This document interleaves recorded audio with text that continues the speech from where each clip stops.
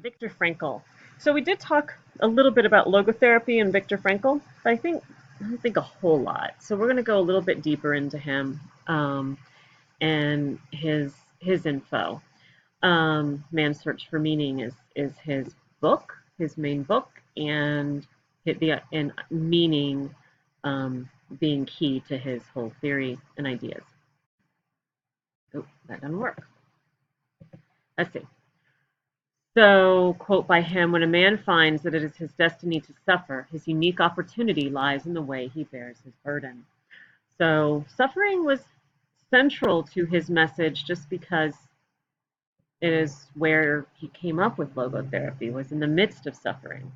So let's look at his life a little bit. He was born in Vienna in 1905. He studied medicine at the University of Vienna, specializing in neurology and psychiatry, focusing on depression and suicide. He headed the suicide prevention department at the Vienna General Hospital, and then was named head of neurology at Rothschild Hospital, also in Vienna, which was one of the few institutions where Jewish physicians were allowed to practice at the time. So we have to remember where we were and when we were, and who he was. In 1942, he and his family were arrested and sent to I honestly don't know how to say it, Theresienstadt concentration camp over the course of 3 years. And so his family, including, mother, father, wife, over the course of 3 years, he was moved to a total of 4 camps, including Auschwitz. Upon his release in 1945, he learned that his father, his mother, and his wife had all been killed. They'd been separated. They were not together, and they all were killed. And his entire immediate family, except a sister who had left the country. So in 1946, he published Man's Search for Meaning, a book. So keep in mind, he was released in 45, and in 46, this came out. So it's definitely in reaction to his experiences and a way for him to transcribe those experiences and organize them into his own sense of meaning. Books describing Frankl's experience and perspective on suffering. So logotherapy is his, therapy. According to logotherapy, this is from, so I have, oh shoot, I didn't bring it out here. I had my copy of Man's Search for Meaning that I've taken a lot of this information directly out of. According to logotherapy, striving to find a meaning in one's life is the primary motivational force in man. This meaning is unique and specific in that it must and can be fulfilled by him alone. That each of us have our own specific and unique meaning, and we must find that. So if we think about, like, for Jung, for Freud, it was about being able to balance this id and superego. For Jung, it was about touching, moving into, integrating the mind and finding the true self. For Frankl, life was about discovering your unique and significant meaning. And meaning is different from purpose, because purpose seems much more action-oriented, and meaning is something a little more existential. So logos, from logotherapy, logos is the Greek word for reason or meaning. So it was called the third school of Viennese psychotherapy, after Freud being the first, then Adler, and then logotherapy. Frankl was frustrated with these other schools of thought, believing they did not give voice to the importance of meaning to human existence. And so it talks about Freud. Adler, it's a whole different thing, but very cognitive work, holds that a sense of meaning is vital to psychological health, and that lack of meaning is the major source of stress and anxiety, as it leads to feelings of emptiness, hopelessness, and despair. So when he says in this quote that meaning is life's primary motivational force, this is not something we come to. This is something he believes is innate and like coded, driven within us. That within us is a destined need to find our meaning. And so if we do not do that, we are left with something missing, with a deep sense of despair and emptiness, because it's part of what we are born to do. So if you think about that as a, significantly, not just, I've got to have some purpose in my life. This is something that is encoded within you, he would say, to find. And so if you're not on that journey, then of course it's like that deep space within you is going to feel thwarted. Okay, so there's one of the covers. That's not what my cover looks like, of his book. Logotherapy sees in responsibleness the very essence of human existence. So we'll talk a little bit about responsibleness in a minute. Future-focused logotherapy. So psychoanalysis, all of these things are more about, definitely Freud was very much about looking in the past, at our childhoods, at traumas, at things that have built us from the beginning. Frankl was more about here we are now and looking forward. The individual's fulfillment of meaning in the future, more than looking in the past. Each individual is responsible for determining his or her own meaning of life and to whom or what he or she is responsible, what ideals and values he or she will live for. So we are responsible to this, and we must take that responsibility and do something with it. The logotherapist's role is to help widen the lens of potential meaning. So the logotherapist is not meant to give you meaning, but to help widen your lens of vision based on your life and your experience. The true meaning of life is to be discovered in the world rather than within man or his own psyche. The more one forgets himself by giving himself to a cause to serve or another person to love, the more human he is and the more he actualizes himself. Self-actualization is possible only, there should be no I there, as a side effect of self-transcendence. So we're going to talk about self-actualization and transcendence with Maslow, but Frankl used these terms too. To transcend the self is to make your life about more than yourself. That you are no longer just concerned with your, and when I'm saying you, I don't mean you, not, but as humans in general, that no longer just concerned with ourselves, but with our ability to give to the world and others and make it a better place, and that our meaning lives somewhere in there. How are we supposed to serve the world? So there were three sources of meaning that he talks about. Through work, a sense of purpose found in accomplishment or achievement. Something we're going to do. Now remember, it has to be sort of other focused as well, something that we do to serve, and whatever we do, that we're doing it out of a sense of purpose and to serve others. Through experience, by encountering goodness, truth, and beauty, nature or culture, or loving another. Love is the only way to grasp another human being in the innermost core of his personality. So a parent through loving a child, by loving another person, but also through encountering in relationship and in experience of touching life, goodness, truth, and beauty. Through suffering. That was the third source of meaning. Now it doesn't say that everybody has to suffer and find meaning in suffering, but some lives, in all our lives, we suffer some. And so it's how we approach that suffering. We must never forget that we may find meaning in life even when confronted with a hopeless situation, when facing a fate that cannot be changed, as he did in this concentration camp.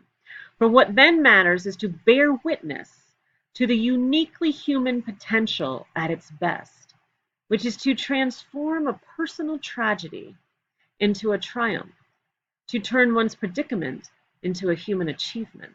When we are no longer able to change a situation, we are challenged to change ourselves. So this is much like and I talked about it with post-traumatic growth.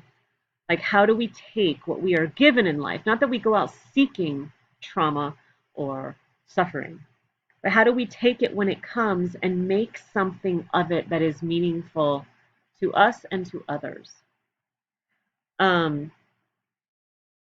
Bearing witness is a big part, I think, of Frankl's work, that we as humans bear witness to the human condition and to life, and what do we do with that?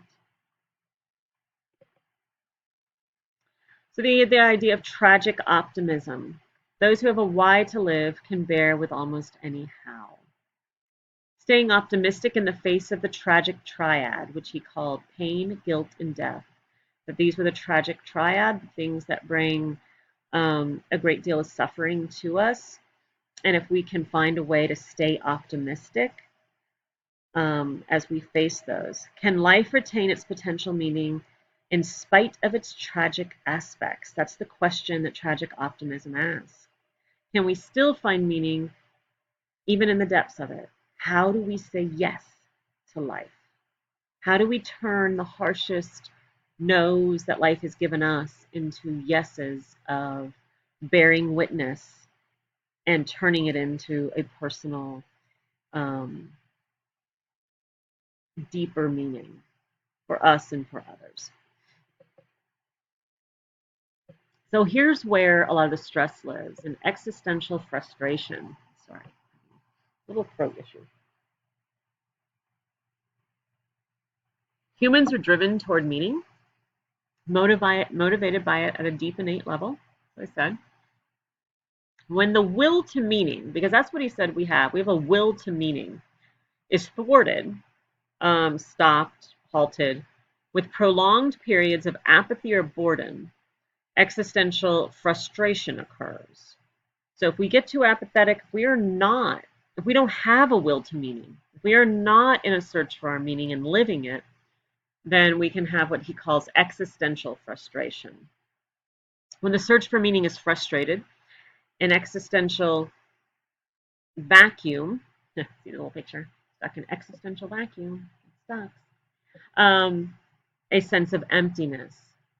That's what the existential vacuum is. It's a deep, and existential just meaning kind of beyond the tangible, just something that is kind of transcendent to circumstance. So, and existential asks the larger questions of life. So we might have a big sense of emptiness that we can't pinpoint to something, it just exists. And he would say it's our lack of a sense of meaning. Humans attempt to fill the vacuum with superficial things, misdirected meaning. So we might try to stay busy and just do busy work and stuff and shop and eat and whatever things, just to kind of try to fill the emptiness, when what it's really lacking is a sense and a will to meaning. This can lead to depression, addiction, or aggressive behavior. All right, so he also, Nous had Newgenic neuroses and new dynamics. So Nous means mind or spirit. It exists in the realm of human consciousness outside the biological and psychological dimensions. So this is more, again, where we've moved into more of a spiritual realm. And it is Newgenic neuroses is a result of existential frustration. So Frankl observed patients with profound purposelessness engaging in destructive behaviors to themselves, others, and society. He did not see he saw it as existential distress, not an illness. So it was more the stress of feeling this emptiness and trying to fill it, and some of that filling becoming destructive. And if it leads to aggression, it becomes destructive to others as well as to self. I believe people don't need to seek homeostasis, but new dynamics. So this is kind of an interesting thing, because we've talked a lot about how the body seeks homeostasis, and the belief in many ways that we seek it in our minds, like an equilibrium, a cognitive equilibrium. This kind of goes against that. So new dynamics says, what man needs is not a tensionless state, which would be homeostasis, where things are all balanced, so there's no tension, but rather the striving and struggling for a worthwhile goal, a freely chosen task. Not something you're told you have to do, but something you are passionate about and so you struggle for because it is meaningful to you. What he needs is not the discharge of tension, but the call of a potential meeting waiting to be fulfilled by him. So not just when we're feeling that emptiness and that tension that we go and we try to just discharge it, get rid of the tension by partying or drinking or drugging or eating or shopping or being frivolous about our lives in order to discharge the tension, to release it, but rather what we are seeking is a call for meaning. Moving into and through the frustration to discover one's meaning is the way to health. So it might even be, available to say that we have to live in that tension and that frustration in order to figure out what meaning is inside of it. Sometimes our greatest struggles do, I think, hold the greatest messages for us. What is hard for us? Because is that part of life's way of saying to us, this is what you must work on in order to move forward and give into life what you are meant to. Man is ultimately self-determining. What he becomes within the limits of endowment and environment he has made out of himself. In the concentration camps, for example, in this living laboratory and on this testing ground, we watched and witnessed, to some of our comrades behave like swine, while others behaved like saints. Man has both potentialities within himself. Which one is actualized depends on decisions, but not on conditions. So some of that we hear some of Jung and we have the ability to be both swine or saint, to be both the worst of ourselves or the best of ourselves. And what he's saying is it depends on what we choose, not on the conditions surrounding us. So we are responsible. It's that responsibleness to striving. This was just another great quote by Frankl. Between stimulus and this is very mindful, I think. Between stimulus and response, there is a space. And that space is our power to choose our response. In our response lies our growth and our freedom. So I talk a lot when I teach about mindfulness about the pause and the choice point. So there is always that moment when we choose an old behavior because it's familiar or the new behavior because it's better for us. What are we going to do? But we have to open up to that space in there so that we can stop at the choice point between what has happened and how we respond to it. And are we going to go the old way or a new and chosen way? And in that point is the tension, but we have to do something that opens us to that point, which is where I think mindfulness lives. It develops within us the capacity to stop and pause and find that space between stimulus and response. I love it. I love that quote. All right, so maybe we'll get Maslow done in this one too. Maslow, thank you. The art of self-actualization.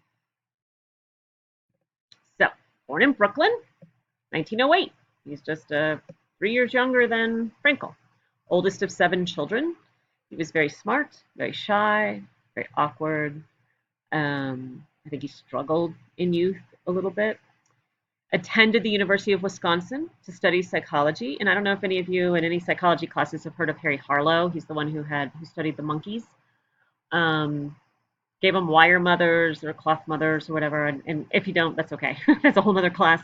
But for those of you who might have heard of it or if you take one, he was a student of Harry Harlow's. He was the father of humanism, which is a whole nother school in psychology that we study. It rose to real power in the 50s and 60s and 70s. It was big in the 60s and 70s, and it really was a move away from behaviorism. Behaviorism in the West, okay, so in Europe and so forth, psychoanalysis was the big school for a long time. But when I say the West, I guess I'm meaning America over here. Behaviorism, and maybe some in Europe, I'm actually not that familiar, but behaviorism became king kind of in the 1900s, into the middle of the 1900s. And behaviorism was very much about only observable behaviors, no feelings, perceptions, thoughts. We're not concerned with those. It was what really, in parenting, was very much about don't touch the baby too much, you'll just spoil it, don't hold it. So it was big. And it also like psychoanalysis, though, too, wanted to look at what was wrong with you and how to fix it. And it said you're going to fix it through different behaviors, through conditioning, reinforcement, all of that. And so humanism was a whole different game altogether. It really had a more positive view of mankind, and Maslow and a man named Carl Rogers were real fathers of this. And so therapy became not about, this is where there was a shift in therapy too, where it became not about just what's wrong with you and let's go into your past and look at that, but the crux became, you know everything you need to know. And I'm just here to reflect to you what you already know, and to help open up the space to do that. And it was really about the potential of human beings to be their best. What constitutes mental health and well-being. Antonovsky, oh God, it's been just a few weeks, I'm like losing it, talked about this too as we studied. So it was, the goal of therapy became to find your best, your better. So we have Maslow really to thank, and Rogers, for all of this sort of self-help we see in the bookstore, the whole human potential movement, things like that. They really began a shift that has continued since then. And actually, they were the forefathers, I would say, of positive psychology. I don't know that, that they started that trend in many ways. So, proposed in 1943, so theory of motivation. This is one of his big books, Toward a Psychology of Being. And it was his theory was called a theory of motivation. What motivates humans? Like Frankel's might be said that meaning motivates us. And so this is his theory of motivation. He proposed it in 1943 in a paper for Psychological Review, which was a journal, The Theory of Human Motivation. Toward a Psychology of Being was published though in 1962. So Maslow has the hierarchy of needs, which you might have seen. We'll see in a second. It's the little pyramid. Humans are innately motivated to meet their highest potential as a human, to reach self-actualization. So again, like Frankl said, we're motivated towards meaning in our life. Maslow says we're motivated towards self-actualization, which Frankl also discussed this whole self-actualization thing. It is necessary, and see here, they're around the same time period. Interesting, but on different continents. It is necessary to meet more basic or deficiency needs before growth needs can be met. So the needs are hierarchical in nature. They start with like lower deficiency needs, what we have to have, and if we don't have them, then we're in deficit and we really can't grow farther. And then they move upwards to growth needs. And we have to get through them in an order. We can't start up here, is what his theory said. We strive for fulfillment at each level before awareness of the next is possible. So until we've really got the ground floor set, we don't even know that we need the next, or that we're even striving for the next level. There are 5 needs on Maslow's hierarchy until close to his death, when he added a 6th.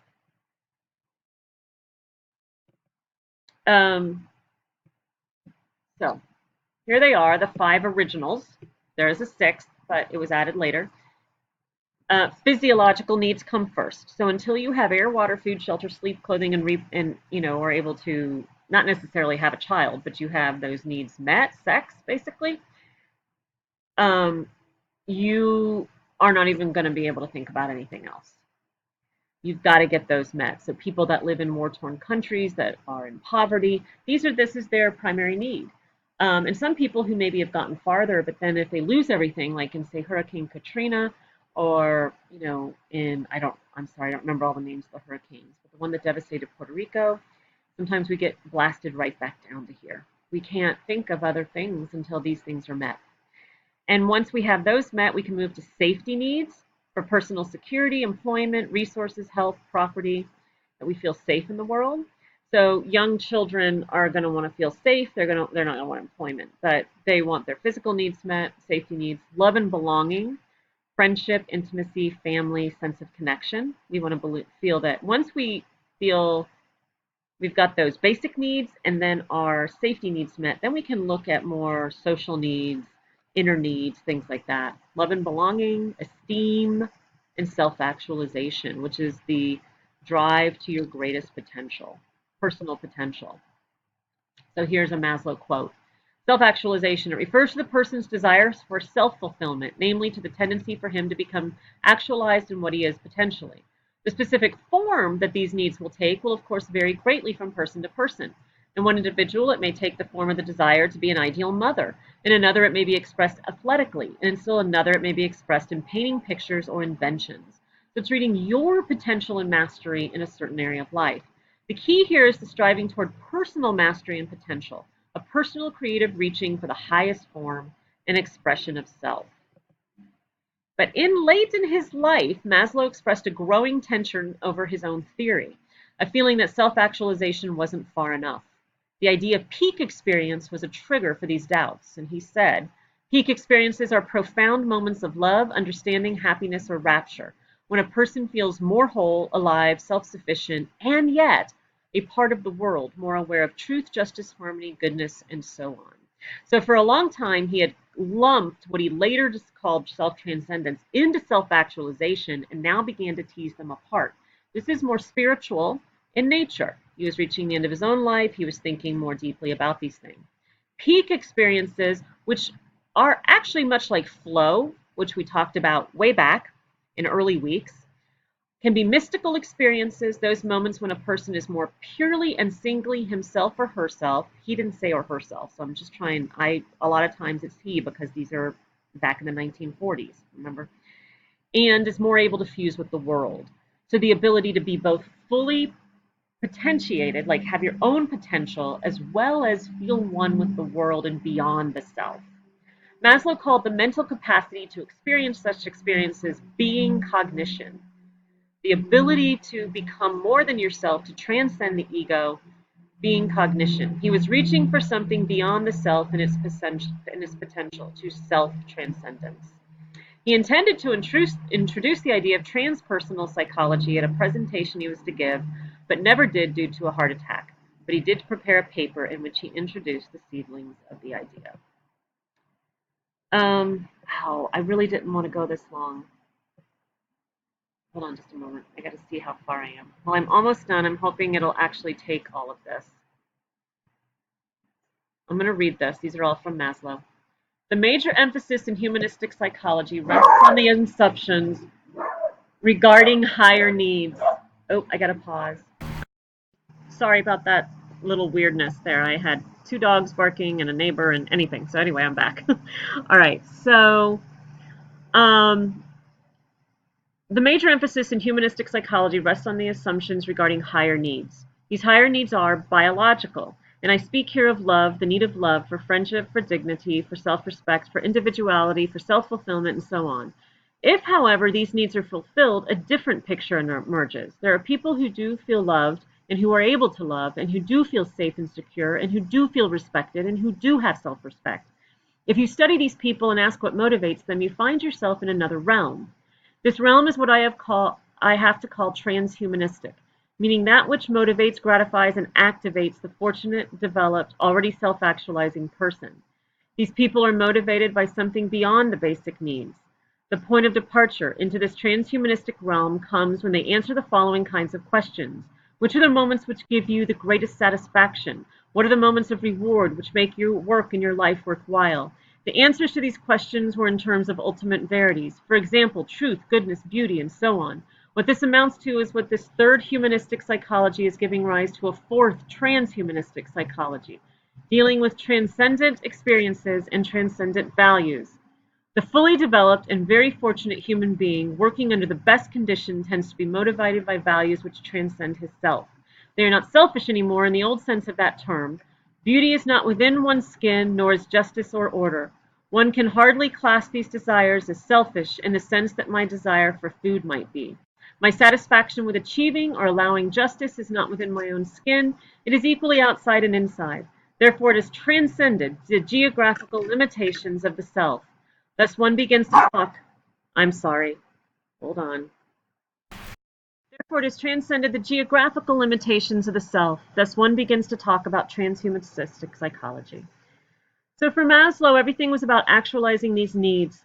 That if stress is going to come and happen when in the emergence and the meeting of certain needs, and not being able to once you have developed the ones below and getting to the ones below. So this is just the new hierarchy, and that's it. So I have just covered 4. And I don't know if I'm frozen or what's going on. I look frozen to me. Anyway, this is our psychology, and enjoy.